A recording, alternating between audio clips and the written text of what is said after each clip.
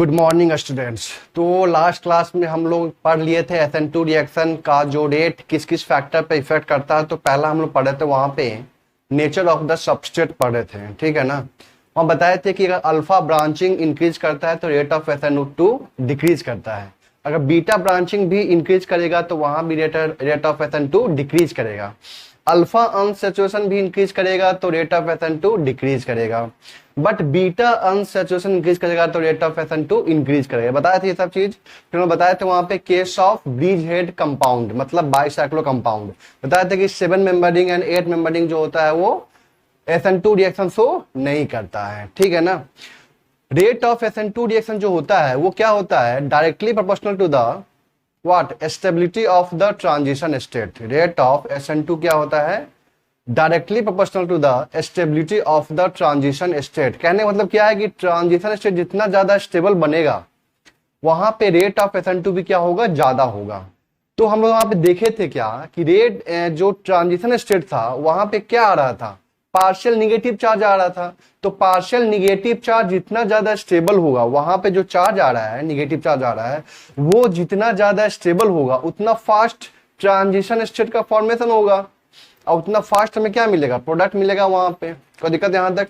SN2 reaction में कोई intermediate का फॉर्मेशन नहीं होता है जैसा कि SN1 में हो रहा था, ठीक है। और ये जो SN2 रिएक्शन वो क्या है, वन स्टेप रिएक्शन है। और हम लोग यहाँ पे ये भी देखे थे कि रेट ऑफ SN2 जो होता है वो inversely proportional to the steric hindrance at the carbon leaving group. Carbon leaving group जो है वहां पे अगर स्टेरिक हिंड्रेंस बढ़ने लगेगा, क्राउडिंग बढ़ेगा, तो वहां पे रेट ऑफ SN2 क्या हो जाएगा, डिक्रीज करेगा। क्यों, क्योंकि बैक साइड से अटैक करता है न्यूक्लियोफाइल। हम यहाँ पे जो न्यूक्लियोफाइल लेते हैं वो क्या लेते हैं, स्ट्रॉन्ग न्यूक्लियोफाइल लेते हैं, तो वो बैक साइड से अटैक करता है।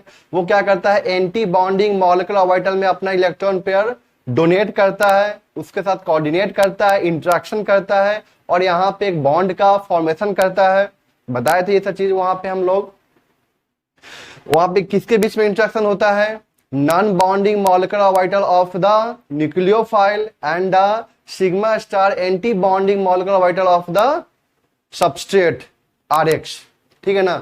उसके बीच में क्या होता है, इंटरेक्शन होता है। मतलब वहां पे क्या होता है कि न्यूक्लियोफाइल अपना इलेक्ट्रॉन पेयर, ठीक है ना, RX के R जो वहां पे है, जो कार्बन है, उसके एंटी बॉन्डिंग मॉलिक्यूलर ऑर्बिटल में अपना इलेक्ट्रॉन पेयर को कोऑर्डिनेट करता है, डोनेट करता है।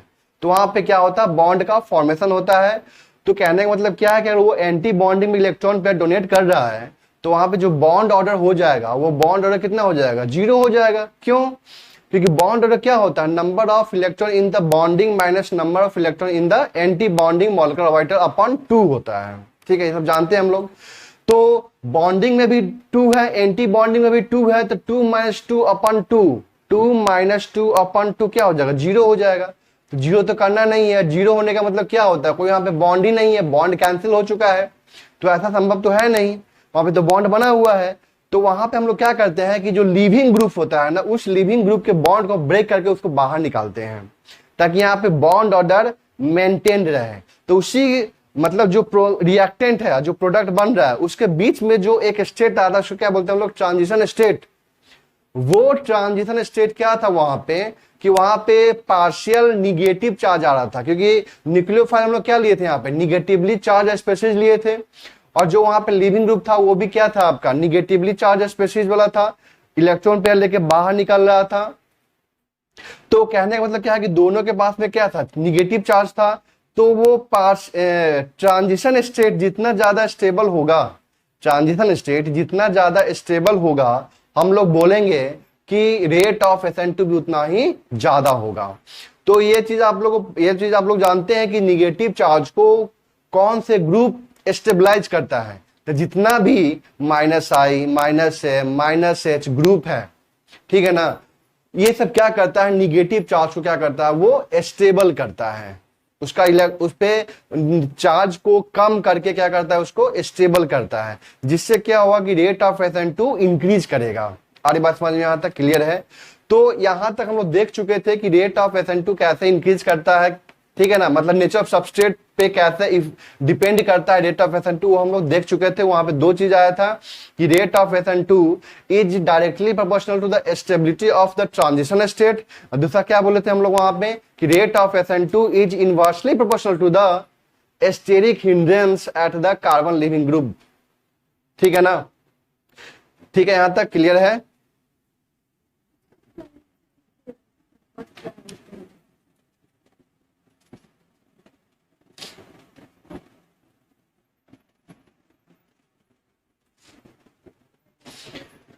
अब देखिए ध्यान से यहाँ पे, अब हम लोग यहाँ पे ये बात करने जा रहे हैं कि सेकेंड क्या है आपका यहाँ पे कि nature of the leaving group, leaving group पे रेट ऑफ SN2 कैसे डिपेंड करता है। जैसे हम लोग देखे थे कि रेट ऑफ SN1 कैसे डिपेंड कर रहा था, तो रेट ऑफ SN1 क्या था, directly proportional to leaving ability of the leaving group. अब लिविंग ग्रुप निकलने का टेंडेंसी नहीं रखेगा, तो क्या वहां पे रेट इंक्रीज करेगा क्या SN2 का या SN1 का? बिल्कुल नहीं करेगा। तो वहां पे लिविंग ग्रुप भी अच्छा होना चाहिए, गुड लिविंग ग्रुप होना चाहिए, ताकि वो आसानी से वहां से लिव कर सके। ठीक है ना, तो ये सब जैसे SN1 में आया वैसा ही SN2 में भी आएगा। तो यहाँ पे हम लोग क्या बोलेंगे बाबू, जो यहाँ पे rate of SN2 reaction is directly proportional to the living ability of the living group। ठीक है, जैसे यहां पे हम लोग बात कर रहे हैं RF, RCl, RBr और यहाँ पे RI, तो बताओ यहाँ पे किसका रेट यहाँ पे सबसे ज्यादा होगा? जाहिर सी बात है कि RF का रेट सबसे ज्यादा होगा, सॉरी RI का रेट सबसे ज्यादा होगा, फिर RBr का, फिर RCl का, और ये जो होता है वो SN2 रिएक्शन शो नहीं करता है। जैसे SN1 शो नहीं करता वैसे ये SN2 भी शो नहीं करता। यहाँ पे क्या बोलेंगे, नो SN2 रिएक्शन, यहां पे कोई SN2 रिएक्शन नहीं होता है।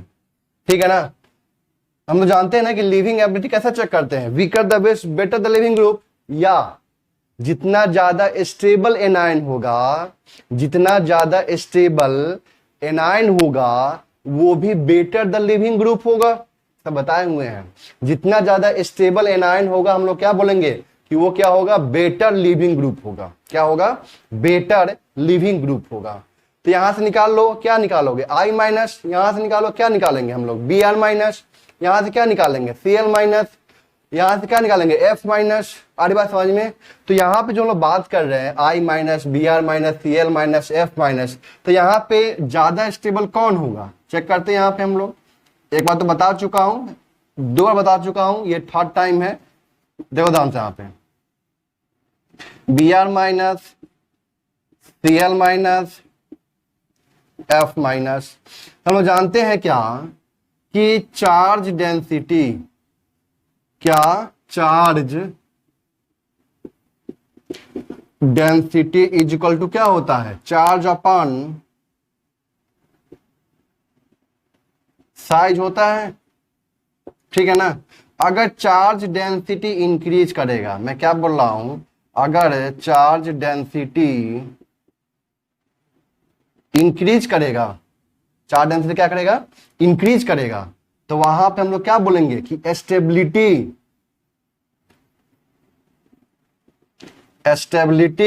डिक्रीज करेगा। जब भी चार्ज इंक्रीज करता है किसी भी एटम पे या किसी भी ग्रुप ऑफ एटम पे, तो वहां पे स्टेबिलिटी क्या करता है, डिक्रीज करता है। तो यहाँ पे देखिए ध्यान से, यहाँ पे चार्ज डेंसिटी तो क्या होता है, चार्ज अपन साइज, साइज बढ़ेगा तो चार्ज डेंसिटी कम। तो हम लोग जानते हैं कि आयोडीन का साइज बड़ा होता है और इसका साइज बड़ा है, इसका मतलब इसके पास में चार्ज डेंसिटी कम है। इसका साइज छोटा है, इसका मतलब इसके पास में चार्ज डेंसिटी ज्यादा है। तो दिक्कत यहां तक, इसके पास में चार्ज डेंसिटी ज्यादा है, इसका मतलब इसका स्टेबिलिटी सबसे कम होगा, यही ना। यानी कि I माइनस जो होगा वो ज्यादा स्टेबल होगा than Br minus, than Cl minus, than F minus. हम लोग ये किसका बात कर रहे हैं, स्टेबिलिटी ऑर्डर, किसका बात कर रहे हैं?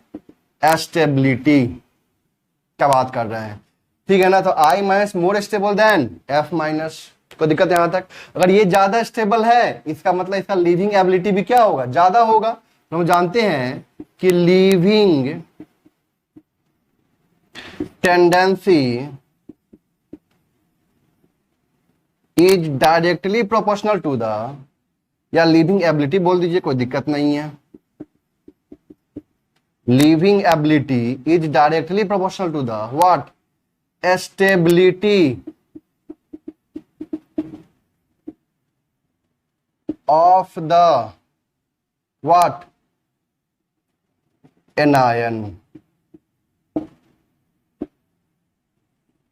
इसे बताया हुआ है। और एक चीज और बताए थे यहाँ पे कि लिविंग टेंडेंसी या leaving ability is inversely proportional to the basic strength. क्या? Basic strength. बताया था ना कि weaker the base better the leaving group. तो ये बेस क्या होगा? वीक बेस होगा। वीक बेस किसको बोलते हैं? स्ट्रॉन्ग बेस किसको बोलते हैं? पता होना चाहिए। वीक बेस उसको बोलते हैं जिसके पास में चार्ज डेंसिटी कम है, और स्ट्रॉन्ग बेस वो है जिसके पास में चार्ज डेंसिटी ज्यादा है। स्ट्रॉन्ग बेस का मतलब क्या? वो आसानी से अपना इलेक्ट्रॉन पे डोनेट कर सकता है। और वीक बेस जो वो अपना आसानी से अपना इलेक्ट्रॉन पे डोनेट नहीं कर सकता है। अरे बात समझ में? आसानी से जब नहीं कर सकता इसका मतलब उसके पास में चार्ज डेंसिटी कम है, तभी तो वो नहीं कर पा रहा है। और जिसके पास में चार्ज डेंसिटी ज्यादा होगा वो तुरंत वहां से अपना इलेक्ट्रॉन पेयर डोनेट कर देगा, और वो क्या कहलाएगा? Strong base. तो यहाँ पे चार्ज डेंसिटी कम है मतलब ये वीक बेस कहलाएगा। Weak base are good leaving group. यहाँ पे चार्ज डेंसिटी ज्यादा है इसका मतलब ये क्या कहलाएगा? Strong base. और strong base are good leaving group. Clear है यहां तक? आगे बढ़े हम लोग। तो ध्यान रखना है कि आर एफ आर आई का रेट सबसे ज्यादा होगा, फिर आरबीआर का, फिर आरसीएल का, फिर आरएफ का। और आरएफ SN2 रिएक्शन शो नहीं करता है, साथ में SN1 भी शो नहीं करता है, और यही ऑर्डर SN1 के लिए भी था। आगे बात समझ में आता है? क्लियर है? आगे बढ़े हम लोग, इसको नोट कीजिए। चलिए हम लोग अब सेकेंड थर्ड देखते हैं। क्या थर्ड है आपका यहाँ पे?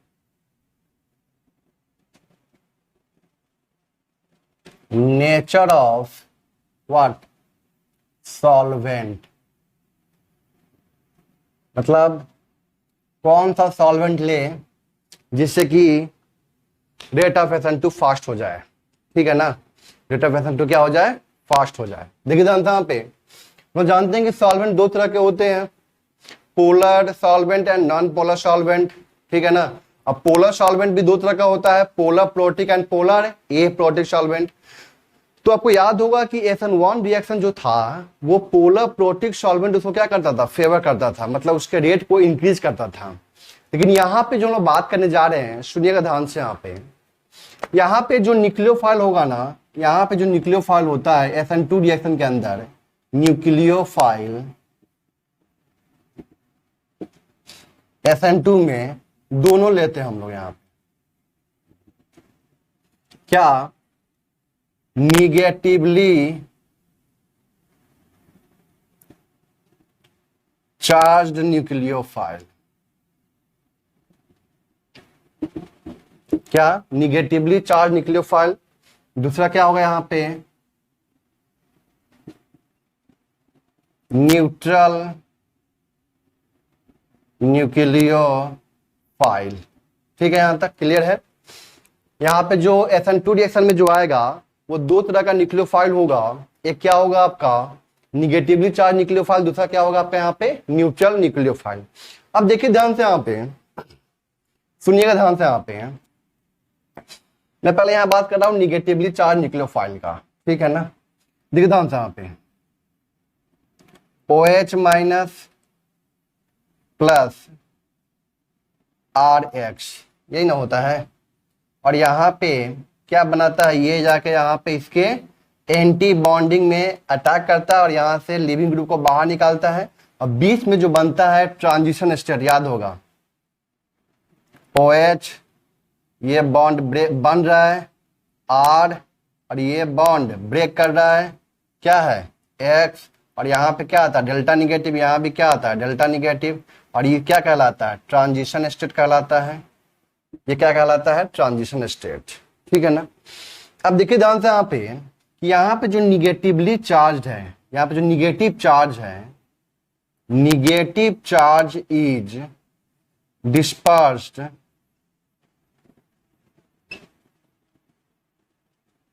Over two atoms. कहने का मतलब क्या है, यहां पे क्या आ गया है, पार्शियल निगेटिव चार्ज आ गया है। क्या आ गया है यहाँ पे, पार्शियल निगेटिव चार्ज, ठीक है ना। बट यहां पे देखिए ध्यान से, यहां पे क्या है आपका, fully negative charge present on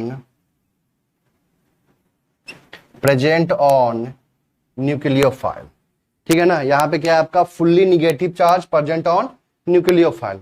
अब देखिए ध्यान से, मैं यहां पे बात कर रहा हूं पोलर प्रोटिक सॉल्वेंट का, ठीक है ना। पहले मैंने ये केस लिया और मैं बात कर रहा हूं यहाँ पे दोनों सॉल्वेंट को लेकर बता रहा हूं मैं, यहाँ पे पोलर प्रोटिक सॉल्वेंट को लेकर बता रहा हूं मैं पहले, ठीक है ना। फिर मैं एक्सप्लेन करूंगा क्या, पोलर ए प्रोटिक सॉल्वेंट, ठीक है। अब देखिए ध्यान से, यहाँ पे अगर हम लोग यहाँ पे पोलर प्रोटिक सॉल्वेंट लेते हैं, क्या लेते हैं हम लोग यहाँ पे, पोलर प्रोटिक सॉल्वेंट लेते हैं, तो यहाँ पे क्या होगा, हम लोग जानते हैं कि पोलर प्रोटिक सॉल्वेंट में उस सॉल्वेंट के स्फीयर में निगेटिव चार्ज भी होता है, साथ में पॉजिटिव चार्ज भी होता है, दोनों होता है। अब देखिए ध्यान से यहाँ पे, तो पोलर प्रोटिक सॉल्वेंट में जो पॉजिटिव पार्ट होगा, ठीक है ना, उसके स्फीयर में जो पॉजिटिव पार्ट होगा, वो बताओ कि यहाँ पे इसको ज्यादा सराउंड करेगा कि इसको ज्यादा सराउंड करेगा, सोच के बताओ। यहां पे तो पार्शियल निगेटिव चार्ज है, बट यहां पे क्या है, फुल निगेटिव चार्ज है, तो इसको पोलर प्रोटिक सॉल्वेंट ज्यादा क्या कर देगा, सराउंड कर देगा, सॉल्वेट कर देगा। तो polar protic solvent solvate the nucleophile greater as compare to the negative charge on the transition state. मैं क्या बोला कि polar protic solvent solvate the nucleophile much greater as compare to the negative charge present on the transition state, because on transition state there is a partial negative charge। तो दिक्कत यहां तक clear है, यहां पे पार्शियल निगेटिव चार्ज है, यहां पे क्या है, फुल निगेटिव चार्ज है, इसको ज्यादा सॉल्वेट करेगा। अब सोचो कि इसको अगर ज्यादा सॉल्वेट कर दिया तो क्या इसको बनने देगा, पहले ये बनेगा क्या। अगर इसको ज्यादा सॉल्वेट कर दिया, चारों तरफ से ज्यादा इसका सॉल्वेशन हो गया है, ठीक है ना। मैं क्या ले रहा हूं, पोलर प्रोटिक सॉल्वेंट। मैं यहां बात कर रहा हूं किसमें, इन पोलर प्रोटिक सॉल्वेंट में बात कर रहा हूं, ठीक है। तो यहां पे न्यूक्लियोफाइल पे कौन सा चार्ज है, निगेटिव चार्ज है, ठीक है। और यहां पे पोलर प्रोटिक सॉल्वेंट पे पॉजिटिव निगेटिव दोनों पार्ट होता है ना, तो इसके पास में कौन आ जाएगा, पॉजिटिव पार्ट आ जाएगा, पॉजिटिव पार्ट आ गया यहां पे। आ रही बात समझ में, यहां पे क्या आ गया, पॉजिटिव पार्ट आ गया।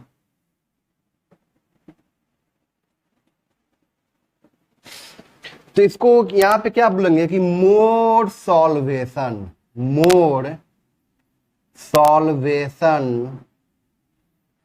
Of nucleophile. यहां पे ज्यादा सॉल्वेशन हो गया न्यूक्लियोफाइल का, तो क्या ये न्यूक्लियोफाइल अब अपना इलेक्ट्रॉन पेयर क्या इसको दे पाएगा, सोच के देखिए, क्या ये न्यूक्लियोफाइल अब अपना इलेक्ट्रॉन पेयर इसको दे पाएगा, क्योंकि चारों तरफ से क्या हो गया, सॉल्वेट हो चुका है, मतलब सराउंड हो चुका है, घिर चुका है वो सॉल्वेंट के द्वारा, तो इसकी न्यूक्लियोफिलिसिटी क्या हो गई, कम हो गई। अरे बात समझ में, तो क्या हम यहाँ पे बोल सकते हैं कि क्या पोलर प्रोटिक सॉल्वेंट में रेट ऑफ SN2 बढ़ेगा या घटेगा, तो घटेगा। क्यों, क्योंकि न्यूक्लियोफिलिसिटी का न्यूक्लियोफाइल का न्यूक्लियोफिलिसिटी क्या हो गया, यहाँ पे कम हो चुका है, खत्म हो चुका है। अरे बात समझ में क्लियर है, यहां तक हम यहाँ पे क्या बोलेंगे कि इन पोलर प्रोटिक सॉल्वेंट, या ऐसे बोल सकते हैं कि polar protic solvent can solvate the negatively charge nucleophile, complete solvation takes place. यहाँ पे क्या बोल सकते हैं, हम यहाँ पे क्या बोल सकते हैं कि polar protic solvent solvate the negatively charge nucleophile completely. कोई दिक्कत है यहां तक। आप सोचिए, मैं यहाँ पे दूसरा केस बताने जा रहा हूं, पोलर ए प्रोटिक सॉल्वेंट। तो हम जानते हैं कि पोलर ए प्रोटिक सॉल्वेंट में सिर्फ और सिर्फ निगेटिव पार्ट होता है। क्या होता है? सिर्फ और सिर्फ निगेटिव पार्ट होता है। तो बताए थे ना पोलर ए प्रोटिक, तो ए का मतलब ए प्रोटिक और ए से एनायन भी होता है। इसका मतलब क्या बताए थे वहां शॉर्टकट याद करने का, किसी ए प्रोटिक के पास में क्या होगा? निगेटिव पार्ट होगा। बताया था इसका शॉर्टकट। तो कहने का मतलब क्या है कि पोलर ए प्रोटिक सॉल्वेंट क्या इसको अब चारों तरफ से सराउंड कर पाएगा क्या? नहीं।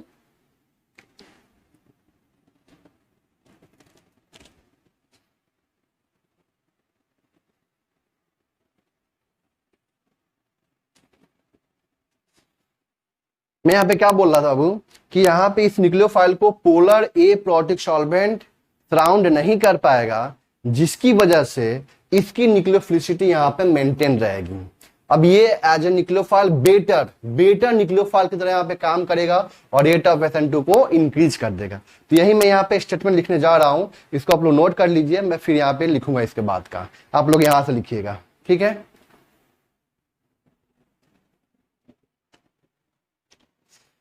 देखता हूं यहां पे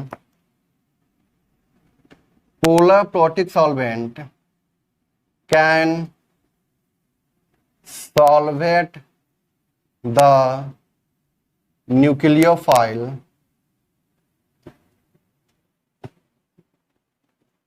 यहां पे जोड़ लीजिए better. Polar protic solvent can better solvate the nucleophile as compared to the polar A protic solvent। तो दिक्कत है यहां तक। तो nucleophilicity of the nucleophile is suppressed in polar protic solvent, but it is maintained। it is मतलब nucleophilicity of the nucleophile is maintained in polar A protic solvent। So rate of SN2 increases in polar A protic solvent, not polar protic solvent। अरे बात समझ में? When nucleophile is negatively charged। कोई दिक्कत यहां तक? Clear है यहां तक? अब हम आगे बढ़ते हैं। क्या न्यूट्रल न्यूक्लियोफाइल होगा? तो क्या न्यूट्रल न्यूक्लियोफाइल यहाँ पे एग्जांपल लेते हैं क्या NH3 का।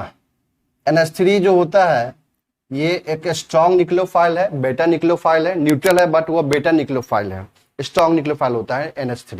देखिए ध्यान से यहाँ पे ये भी SN2 रिएक्शन शो करता है। यहाँ पे मैं बात कर रहा हूं NH3 plus RH, NH3 plus RH। यहाँ पे कोई चार्ज नहीं है, नो चार्ज, ठीक है ना। लेकिन यहाँ पे बनेगा क्या आपका ट्रांजिशन स्टेट। यहाँ पे क्या आ जाएगा? डेल्टा पॉजिटिव, क्योंकि यह अपना इलेक्ट्रॉन पेयर डोनेट करेगा। इसको बताया था ना, जब भी अपना इलेक्ट्रॉन पेयर डोनेट करता है तो उस पर कौन सा चार्ज आता है? Positive charge. जब भी वो अपना इलेक्ट्रॉन पेयर डोनेट करता है तो कौन सा चार्ज? Positive charge. ध्यान रखना इस चीज का। और यहाँ पे क्या बनेगा? R और X निकल रहा है तो यहाँ पे क्या? Delta negative. कुछ इस तरह का बनेगा यहाँ पे ट्रांजिशन स्टेट। ये क्या है आपका? Transition state. तो इस ट्रांजिशन स्टेट में चार्ज तो आया, एक पे क्या आया? डेल्टा पॉजिटिव, एक पे क्या आया? Delta negative. अब बताइए यहाँ पे कि दोनों को स्टेबल करना है तो कैसे स्टेबल होगा? पोलर प्रोटिक सॉल्वेंट करेगा कि पोलर ए प्रोटिक सॉल्वेंट करेगा? तो देखिए ध्यान से, पोलर ए प्रोटिक सॉल्वेंट जो सॉल्वेट करेगा वो सिर्फ और सिर्फ पॉजिटिव चार्ज को करेगा। क्यों? क्योंकि पोलर ए प्रोटिक सॉल्वेंट में क्या होता है? निगेटिव पार्ट होता है। लेकिन अगर हम लोग यहाँ पे लेते हैं polar protic solvent, polar protic solvent, तो वहां पे दोनों चार्ज होता है, निगेटिव एंड भी होता है, पॉजिटिव एंड भी होता है। आ रही बात समझ में? तो यहाँ पे क्या करेगा, इसको भी सॉल्वेट करेगा, इसको भी सॉल्वेट करेगा। कौन? Polar protic solvent. तो इससे क्या होगा कि मेरा ट्रांजिशन स्टेट क्या हो जाएगा, स्टेबल हो जाएगा। हम जानते हैं कि जितना ज्यादा ट्रांजिशन स्टेट स्टेबल होगा, रेट ऑफ SN2 उतना ही ज्यादा होगा। ये पता है हम लोगों को, कोई दिक्कत है यहां तक? तो बताइए यहाँ पे कौन सा सॉल्वेंट लेंगे हम लोग, पोलर प्रोटिक की पोलर ए प्रोटिक? अगर हमें यहाँ पे SN2 के रेट को इंक्रीज करना है तो क्या लेंगे हम लोग यहाँ पे? Polar protic solvent. कोई दिक्कत यहां तक? ध्यान रखना है, ध्यान रखना आप लोगों को कि जब यहां पे निगेटिवली चार्ज न्यूक्लियोफाइल होगा, क्या होगा? निगेटिवली चार्ज न्यूक्लियोफाइल होगा, तो उस केस में हमें क्या लेना है? पोलर ए प्रोटिक सॉल्वेंट लेना है। अगर यहां पे न्यूट्रल न्यूक्लियोफाइल होगा तो उस केस में हम लोग क्या लेंगे? पोलर प्रोटिक सॉल्वेंट लेंगे, ताकि वहां पे रेट ऑफ SN2 इंक्रीज कर जाए। कोई दिक्कत यहां तक क्लियर है?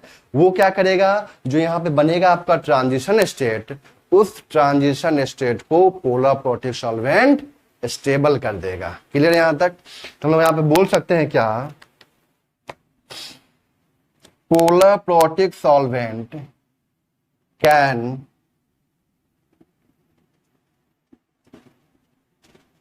stabilize the transition state,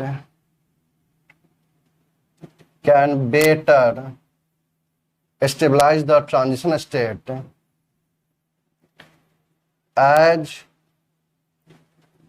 compared to polar aprotic solvent। हम जानते हैं कि पोलर प्रोटिक सॉल्वेंट में क्या होता है, निगेटिव पॉजिटिव दोनों एंड होता है, बट पोलर एप्रोटिक में सिर्फ और सिर्फ निगेटिव एंड होता है। तो निगेटिव एंड सिर्फ इसको सॉल्वेट करेगा, स्टेबलाइज करेगा, इसको नहीं कर पाएगा। आ रही बात समझ में? सो हम लोग क्या बोल सकते हैं कि if neutral nucleophile is present, then polar protic solvent is taken to increase the what? Rate of SN2 reaction। सारी बात समझ में आते? क्लियर है? तो दिक्कत यहां तक? तो ध्यान रखना है कि न्यूक्लियोफाइल यहाँ पे निगेटिवली SN2 रिएक्शन में जो न्यूक्लियोफाइल होता है वो दो तरह का होता है। निगेटिवली चार्ज न्यूक्लियोफाइल होता है, क्या होता है? न्यूट्रल न्यूक्लियोफाइल होता है। तो जब निगेटिवली चार्ज न्यूक्लियोफाइल होगा तो उस केस में हम लोग क्या लेंगे? पोलर ए प्रोटिक सॉल्वेंट लेंगे। अगर न्यूट्रल न्यूक्लियोफाइल होगा तो उस केस में क्या लेंगे हम लोग? पोलर प्रोटिक सॉल्वेंट लेंगे। ठीक है ना? क्यों ऐसा मैं बोला? क्योंकि यहाँ पे देखिए ध्यान से, निगेटिवली चार्ज न्यूक्लियोफाइल है तो यहाँ पे चार्ज डेंसिटी ज्यादा होगा as compare to the transition state में जो चार्ज डेंसिटी है, निगेटिव चार्ज डेंसिटी है। तो जो सॉल्वेंट होगा, अगर यहाँ पे हम लोग क्या लेते हैं? पोलर प्रोटिक सॉल्वेंट लेते हैं, तो वो क्या करेगा? जहां पे चार्ज डेंसिटी ज्यादा है उसके तरफ ज्यादा इंट्रैक्ट करेगा, इंट्रैक्शन वहां पे अट्रैक्शन वहां पे ज्यादा होगा। तो कहने का मतलब क्या है कि पोलर प्रोटिक सॉल्वेंट जो होगा ये क्या करेगा कि न्यूक्लियोफाइल को, निगेटिवली चार्ज न्यूक्लियोफाइल को क्या करेगा? वो आसानी से क्या कर देगा? चारों तरफ से उसको सॉल्वेट कर देगा, जिसकी वजह से न्यूक्लियोफाइल की न्यूक्लियोफिलिसिटी वहां पे क्या हो जाएगी? सप्रेस हो जाएगी, कम हो जाएगी। अरे बात समझ में क्लियर है? तो वहां पे क्या होगा कि रेट ऑफ SN2 क्या हो जाएगा? वहां पे डिक्रीज कर जाएगा। लेकिन यहीं पे हम लोग क्या लेते हैं? पोलर ए प्रोटिक सॉल्वेंट लेते हैं। क्या लेते हैं? पोलर ए प्रोटिक सॉल्वेंट लेंगे। तो पोलर ए प्रोटिक सॉल्वेंट में सिर्फ और सिर्फ निगेटिव पार्ट होता है, उसके स्फीयर में बताए थे। तो वो निगेटिव पार्ट है और न्यूक्लियोफाइल में भी निगेटिव चार्ज है, तो दोनों में क्या होगा? रिपल्सन होगा, तो उसको सॉल्वेट ही नहीं कर पाएगा।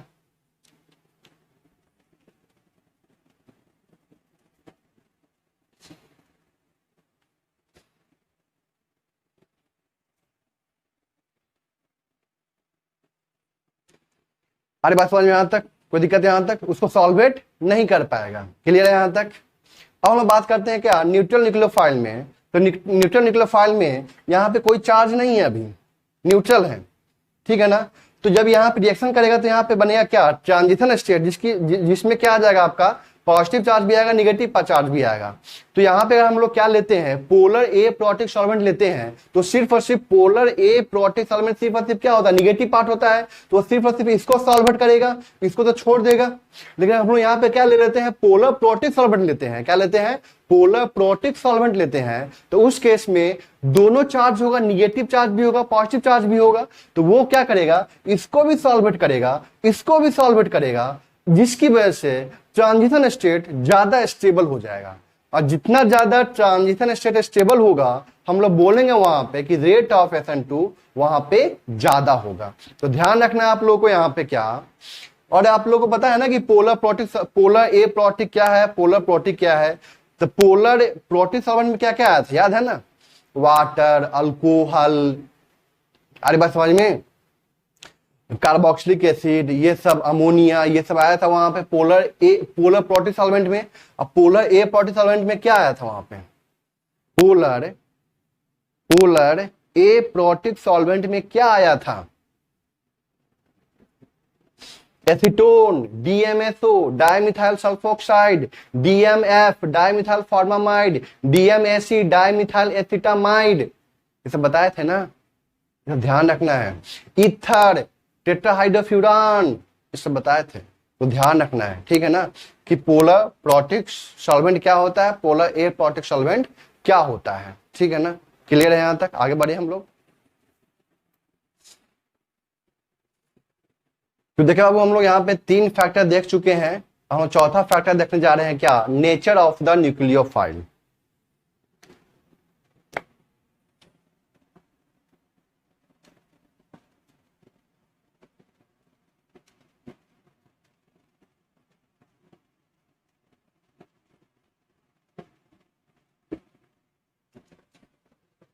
देखिए ध्यान से यहाँ पे, या हम लोग यहाँ पे नेचर ऑफ न्यूक्लियोफाइल भी लेते हैं, और साथ में क्या लेते हैं हम लोग यहाँ पे, कंसंट्रेशन ऑफ न्यूक्लियोफाइल पे भी डिपेंड करता है। बताता हूं कैसे, कंसंट्रेशन ऑफ न्यूक्लियोफाइल। देखिए ध्यान से यहाँ पे, नेचर ऑफ न्यूक्लियोफाइल, यहाँ हम क्या बोले, यहाँ पे कंसंट्रेशन ऑफ न्यूक्लियोफाइल। देखिए ध्यान से यहाँ पे, वहां पे हम लोग लिखे थे रेट ऑफ SN2 रिएक्शन। तो रेट ऑफ SN2 रिएक्शन क्या था, K into concentration of RX into concentration of nucleophile.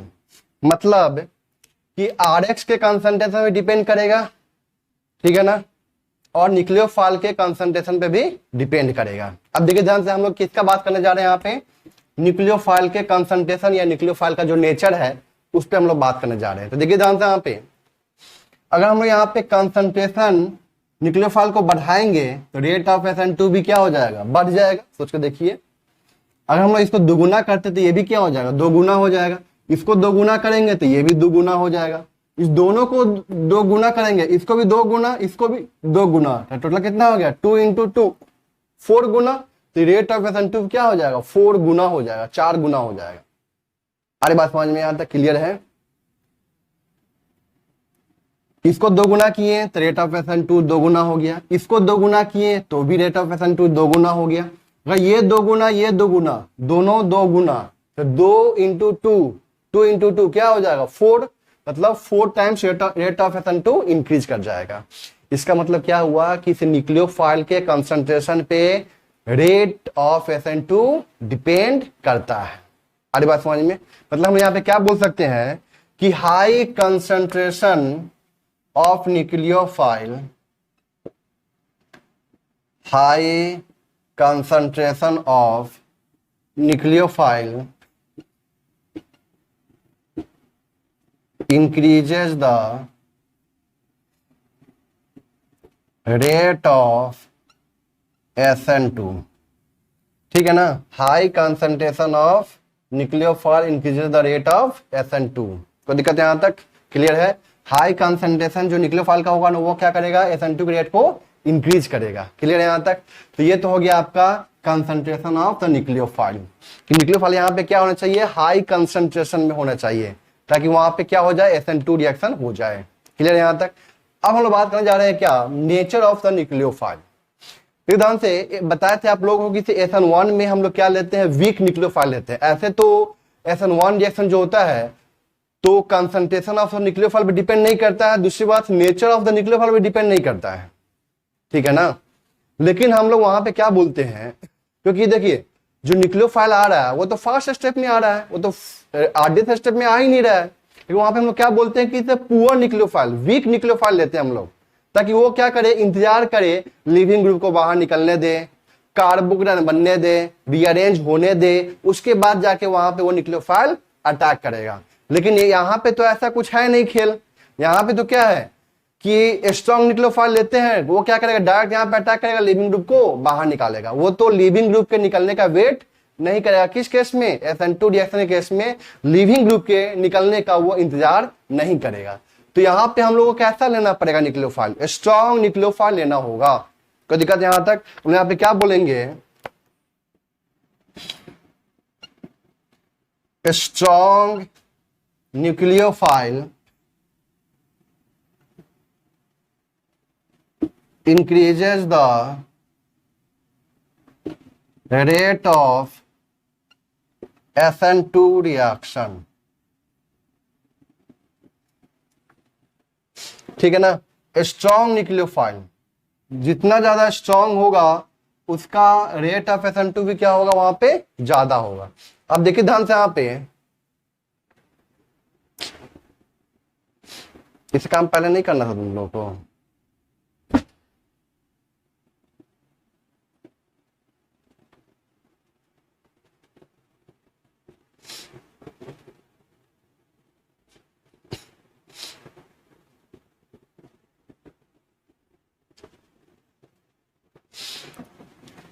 देखिए ध्यान से, यहाँ पे वहां पे बताया था कि वीक न्यूक्लियोफाइल कौन कौन था, water, H2O, alcohol, carboxylic acid and fluoride ion, याद है ना, 4 बताए थे।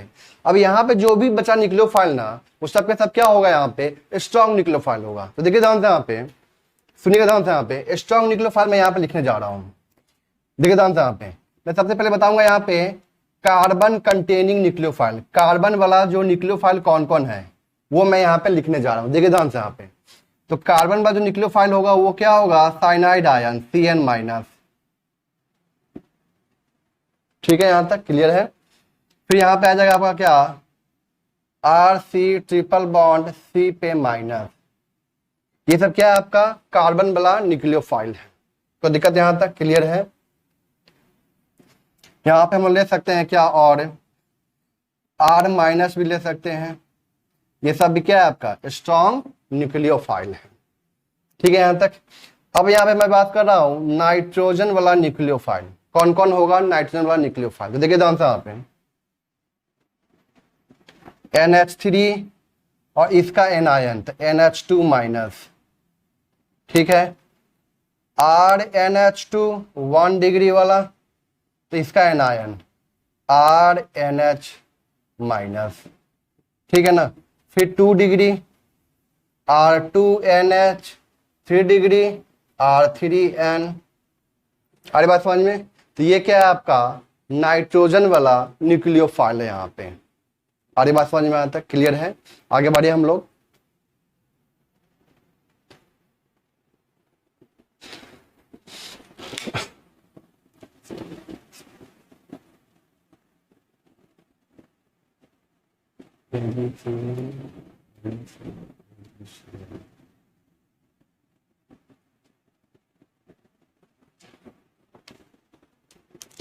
अब देखिए जानते हैं यहाँ पे ऑक्सीजन वाला न्यूक्लियोफाइल कौन कौन होगा। यहाँ पे मैं इसका बात कर रहा हूं, स्ट्रॉन्ग में बात कर रहा हूं, OH-, RO-, अरे बात समझ में, OH-, RO-, ये सब क्या है आपका स्ट्रॉन्ग न्यूक्लियोफाइल के कैटेगरी में आता है, ठीक है। यहां तक क्लियर है। सल्फर वाला, तो सल्फर वाला यहाँ पे क्या क्या हो जाएगा आपका RS-, SH-, ठीक है, H2S, RSH, ये सब क्या है आपका स्ट्रॉन्ग न्यूक्लियोफाइल के कैटेगरी में आता है। ठीक है, यहां तक क्लियर है। और देखिए ध्यान से, यहाँ पे बात करो मैं यहाँ पे हैलोजन में, यहाँ पे क्या आ जाएगा Cl minus Br minus I minus, Cl minus Br minus I minus, ये सब क्या है आपका स्ट्रॉन्ग न्यूक्लियोफाइल के कैटेगरी में आता है।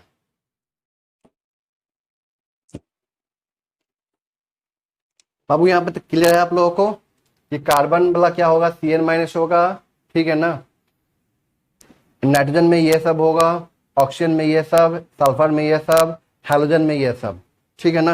ये सब क्या है आपका स्ट्रॉन्ग न्यूक्लियोफाइल कैटेगरी में आता है, ठीक है ना। याद होगा आप लोगों को बताया था H2O, अल्कोहल, कार्बोक्सिलिक एसिड, वो सब क्या था वीक न्यूक्लियोफाइल कैटेगरी में आया था। तो यहाँ पे वाटर, तो वाटर में से H प्लस बाहर निकाले तो क्या बचा OH minus, alcohol ROH, H plus बाहर निकालते क्या बना RO minus, carboxylic acid RCOH, H plus बाहर निकाल क्या बना RCO माइनस। यहाँ भी इसको भी लिख लीजिएगा, वो भी ऑक्सीजन वाला है RCOO माइनस, ठीक है ना। न्यूट्रल में ध्यान रखना है कि न्यूट्रल में ये अमोनिया RNH2, R2NH, R3N, फिर से यहाँ पे H2S, RSH, ठीक है ना। अगर हम यहाँ पे लिखे फॉस्फोरस को लेकर भी तो ध्यान रखना वो क्या R3P, P के पास यहाँ पे क्या है लोन पे इलेक्ट्रॉन। ये सब क्या है आपका न्यूट्रल में ये सब है। तो ध्यान रखना है कि negatively charged and neutral nucleophile are the strong nucleophile, ठीक है ना। कौन कौन है मैं यहाँ पे लिखवा चुका हूं। और वीक न्यूक्लियोफाइल में ध्यान रखना वो क्या H2O, ठीक है ना, alcohol, carboxylic acid, fluoride ion, ये सब क्या आपका वीक न्यूक्लियोफाइल कैटेगरी में आता है। और fluoride ion polar protic solvent में, किसमें बोल रहा हूं पोलर प्रोटिक सॉल्वेंट में वीक न्यूक्लियोफाइल होता है, but polar A protic solvent में, पोलर ए प्रोटिक सॉल्वेंट में वो स्ट्रॉन्ग न्यूक्लियोफाइल बन जाता है। ध्यान रखना इस चीज का, तो बताया हुआ चीज है, ठीक है ना। तो ध्यान रखना आप लोग को यहाँ पे कि ये सब अगर न्यूक्लियोफाइल प्रेजेंट होता है तो वहां पे क्या करवाएंगे हम लोग, यहाँ पे सिंपल SN2 रिएक्शन करवाएंगे। तो दिक्कत यहाँ तक क्लियर है, आगे बढ़ते हैं हम लोग। हम यहाँ पे क्या लेते हैं RX, X यहाँ पे नॉट इक्वल टू फ्लोरीन है, और R जो है यहाँ पे अप टू 2 डिग्री है। इसका हम रिएक्शन करवाने जा रहे हैं। देखिए ध्यान से यहाँ पे OH माइनस,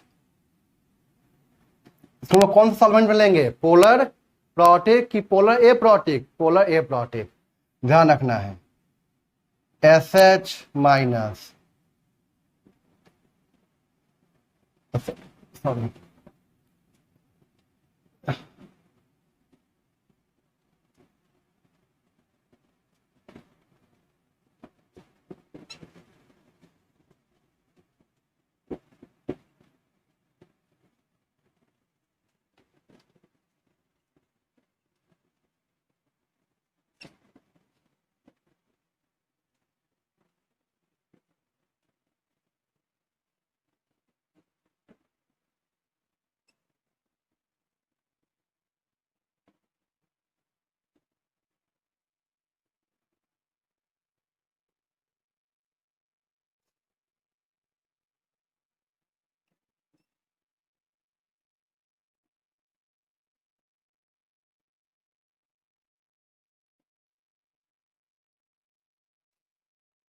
इस सब में आपको क्या करना है यहाँ पे SN2 रिएक्शन करवाना है। देखिए ध्यान से यहाँ पे जो प्रोडक्ट बनेगा क्या करना है सिंपल X को बाहर निकालना है, क्या डालना है यहाँ पे OH माइनस, यहाँ पे क्या बन जाएगा ROH, मतलब इससे हम लोग क्या बना रहे हैं अल्कोहल का फॉर्मेशन कर रहे हैं, ठीक है। यहाँ पे क्या बनाना हो RSH, थायोल बना रहे हैं हम लोग यहाँ पे, क्या बना रहे हैं हम लोग यहाँ पे थायोल। फिर यहाँ पे ये अटैक किया यहाँ पे तो क्या बनेगा यहाँ पे RSR, तो क्या बोलते हैं हम लोग थायो इथर। और यहीं पे मैं जोड़ देता हूँ एक चीज और RO माइनस, ये छूट गया था। तो यहाँ पे क्या बनेगा ROR क्या है, ये इथर है, ठीक है। यहाँ पे देख जानते हैं, यहाँ पे न्यूट्रल वाला है, तो NH3 पे क्या आ जाएगा, पॉजिटिव आ जाएगा। N के पास में क्या है, लोन पे इलेक्ट्रॉन है ना।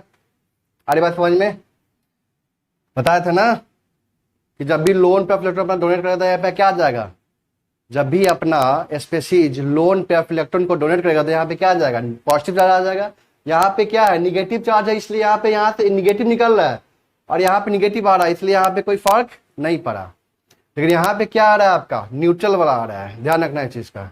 यहाँ बताइए, यहाँ पे क्या आ जाएगा, RNH2, यहाँ पे RCN, CN माइनस है, तो यहाँ पे R, ये वाला R, और यहाँ पे कौन जुड़ा, C ट्रिपल बॉन्ड CR, ये सब के सब क्या आपके SN2 रिएक्शन। देखिए जानते हैं यहाँ पे क्या क्या हम लोग बना रहे हैं, यहाँ पे एमीन का फॉर्मेशन कर दिए, यहाँ पे हम लोग क्या साइनाइड, अल्काइल साइनाइड का फॉर्मेशन कर दिया हम लोग, यहाँ पे अल्काइन का फॉर्मेशन किए। आरी बात समझ में। X माइनस यहाँ पे क्या हो सकता है, तो सर यहाँ से X निकाल रहे हैं, यहाँ पे X डाल रहे हैं, ये क्या सर, यहाँ पे मान लो कोई X कुछ दूसरा है, Cl माइनस है, यहाँ पे हमने क्या लिया Br माइनस, सपोज करो, यहाँ पे क्या बनेगा, RBr बनेगा। क्लियर है, मतलब इसको बोलते हैं हम लोग हैलोजन एक्सचेंज रिएक्शन। बताऊंगा आगे, दो तरह का रिएक्शन होता है, फिंकल स्टीन रिएक्शन होता है, ठीक है ना, और फिंकल स्टीन रिएक्शन, एक होता है श्वार्ट्ज रिएक्शन, मैं भूल गया था, एक होता है क्या श्वार्ट्ज रिएक्शन, दो तरह के रिएक्शन होते हैं, ठीक है, तो वहां बताऊंगा मैं यहाँ पे। तो ये जो है आपका क्या फिंकल स्टीन रिएक्शन है, यहाँ पे क्या आपका फिंकल स्टीन रिएक्शन। तो अगर यहीं पे हम लोग क्या लेंगे, F माइनस ले लेंगे यहाँ पे,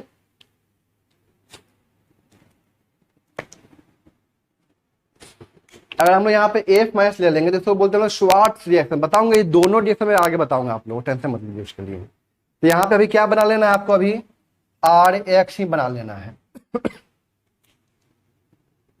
ठीक है यहां तक। फिर यहां बताइए, यहां पे क्या बनेगा आपका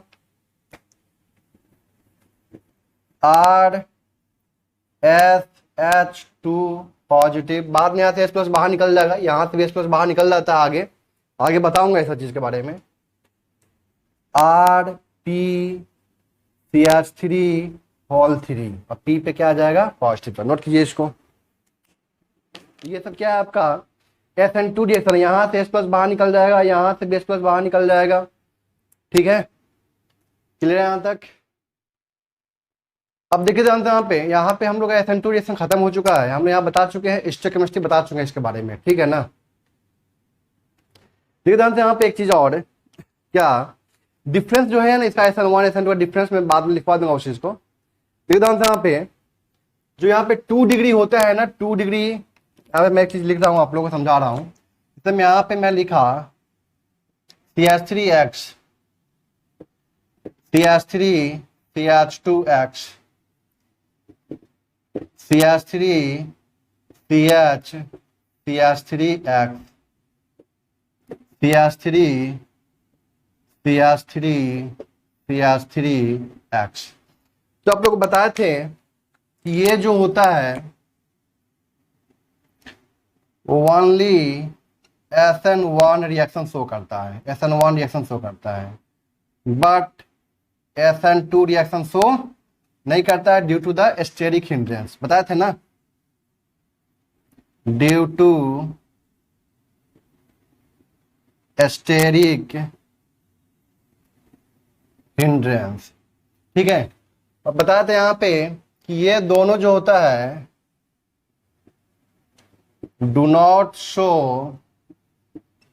SN1 शो नहीं करता है, बट शो SN2 रिएक्शन। क्या शो करता है ये, SN2 रिएक्शन शो करता है। ये जो कंपाउंड है ना 2 डिग्री वाला, ये क्या है आपका 2 डिग्री वाला, तो एक पॉला ब्रूस का बुक है ऑर्गेनिक केमिस्ट्री में, उसमें ये चीज लिखा हुआ मेंशन किया हुआ है कि अभी जो रिसेंट इन्वेस्टिगेशन हुआ है हगिज एंड इनगोल्ड का जो डेटा है, उसके अकॉर्डिंग जो अभी रिसेंट इन्वेस्टिगेशन हुआ है उसमें ये बोल रहा है कि जो ये कंपाउंड है 2 डिग्री वाला, वो 2 डिग्री आपका SN1 रिएक्शन शो नहीं करता है, SN1 रिएक्शन शो, पहले हम लोग पढ़ाते थे क्या इसके बारे में कि SN1 भी शो करता है, SN2 भी शो करता है, डिपेंड करता है वहां पे कंडीशन के ऊपर। लेकिन यहाँ पे अभी ये चीज लिखा हुआ है बुक के अंदर कि ये जो कंपाउंड है 2 डिग्री, वो आपका SN1 रिएक्शन शो नहीं करता है, SN2 रिएक्शन ये ज्यादा शो करता है। अरे बात समझ में। लेकिन अगर ऐसे तो ये आएगा नहीं आपके एग्जाम में, क्योंकि जब भी कोई कंट्रोवर्सी होता है तो वहां पे कुछ बुक यहाँ पे लिखता है कि ये SN1 SN2 दोनों शो करता है। लेकिन पॉला ब्रूस के अकॉर्डिंग अभी जो रिसेंट इन्वेस्टिगेशन हुआ है हगिज एंड इनगोल्ड के जो डेटा थे उसके अकॉर्डिंग, जो अभी जो हाल फिलहाल में जो इन्वेस्टिगेशन हुआ है उसमें ये बात लिख रहा है पॉला ब्रूस कि ये कंपाउंड जो होता है वो SN1 रिएक्शन शो नहीं करता है। क्या शो करता है? ये SN2 रिएक्शन शो करता है। तो आपको क्या करना है यहाँ पे, वहां पे कंडीशन को चेक करना है। कंडीशन करने का मतलब क्या है कि न्यूक्लियोफाइल कैसा है, ठीक है, सॉल्वेंट कैसा है, मतलब पोलर प्रोटिक है कि पोलर ए प्रोटिक है, न्यूक्लियोफाइल में वीक न्यूक्लियोफाइल है कि स्ट्रॉन्ग न्यूक्लियोफाइल है। आज बात समझ में। तो उसको चेक करके हम लोग वहां पे या तो इसको SN1 बोलेंगे या तो SN2 बोलेंगे। लेकिन आरी बात समझ में। लेकिन एग्जाम में अभी तक तो ऐसा कुछ नहीं पूछा गया है, कंट्रोवर्सी वाला क्वेश्चन अभी तक नहीं किया गया है, ठीक है ना। तो अगर यहाँ पे आपको वहां पे कंडीशन चेक करना है, कंडीशन के अकॉर्डिंग यहाँ पे आप यहाँ पे SN1 या SN2 बोलेंगे। अरे बात समझ में। और यहाँ पे लिख दिया H2O इन एसीटोन, तो यहाँ पे SN1 करवा देना है, आपको प्रोडक्ट बना देना है। वहां पे लिख देता है OH माइनस इन DMSO, OH माइनस इन DMSO। तो OH माइनस क्या है? स्ट्रॉन्ग न्यूक्लियोफाइल है। DMSO क्या है? पोलर ए प्रोटिक सॉल्वेंट। अभी जस्ट देखे थे हम लोग क्या कि निगेटिवली चार्ज वाला जो न्यूक्लियोफाइल होगा, ठीक है ना, उसमें हम लोग क्या लेते हैं? पोलर ए प्रोटिक सॉल्वेंट लेते हैं, जो उसको क्या करता है? रेट ऑफ SN1 SN2 को इंक्रीज कर देता है। आरी बात समझ में यहां तक। तो देखिए ध्यान से यहाँ पे, अब हम लोग क्या लिखेंगे कि SN1 SN2 depends upon the given condition, जो कंडीशन दिया हुआ है उसके अकॉर्डिंग हम यहाँ पे चेक करेंगे, ठीक है। एक चीज मैं आपको यहाँ बताया था स्टार्टिंग में ही कि ये जो न्यूक्लियोफिलिक सब्स्टिट्यूशन रिएक्शन होता है वो आपका क्या होता है? एक्सोथर्मिक प्रोसेस होता है। मतलब यहाँ पे हमें क्या चाहिए? लो टेम्परेचर का रिक्वायरमेंट होता है। क्या होता है यहाँ पे? लो टेम्परेचर का रिक्वायरमेंट होता है, क्योंकि जो बनने वाला जो बॉन्ड है, जो पहले से बॉन्ड है, उसके कंपेयर में जो बनने वाला बॉन्ड है ना, वो क्या है? स्ट्रॉन्ग बॉन्ड है। स्ट्रॉन्ग बॉन्ड का फॉर्मेशन हो रहा है। जैसे यहाँ पे क्या था? RX बॉन्ड था, और वहां पे कौन सा बॉन्ड बन रहा है? ROH बॉन्ड बन रहा है। तो जो बनने वाला बॉन्ड है ना, वो क्या है आपका? एक स्ट्रॉन्ग बॉन्ड है। तो जो स्ट्रॉन्ग बॉन्ड बनेगा तो जाहिर सी बात है कि तो वहां पे एनर्जी क्या होगा? रिलीज करेगा। जब भी स्ट्रॉन्ग बॉन्ड का फॉर्मेशन होता है तो वहां पे क्या होता है? एनर्जी रिलीज करता है। मतलब ये प्रोसेस क्या होगा? आपका एक्सोथर्मिक होगा। और जो भी एक्सोथर्मिक प्रोसेस होता है तो ली चैटलियर्स प्रिंसिपल के अकॉर्डिंग लो टेम्परेचर, अगर कोई प्रोसेस एक्सोथर्मिक है तो वहां पे हमें क्या करना होगा? टेम्परेचर को क्या करना होगा? लो रखना पड़ेगा, तभी जाके वो रिएक्शन क्या होगा? फॉरवर्ड डायरेक्शन में जाएगा। तो दिक्कत यहां तक क्लियर है। हम यहां पे क्या बोल सकते हैं कि SN रिएक्शन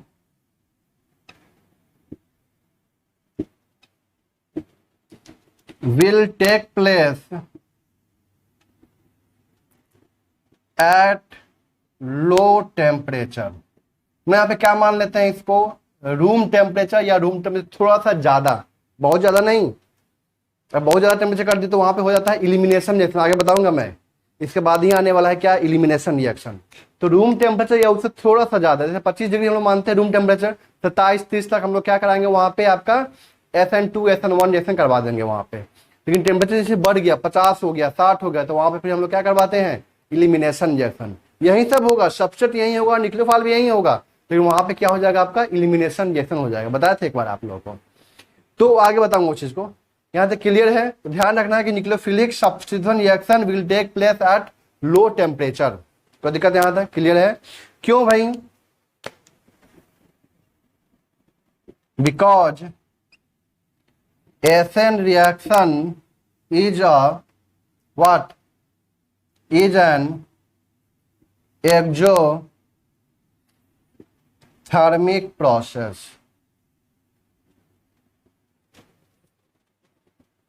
तो दिक्कत है।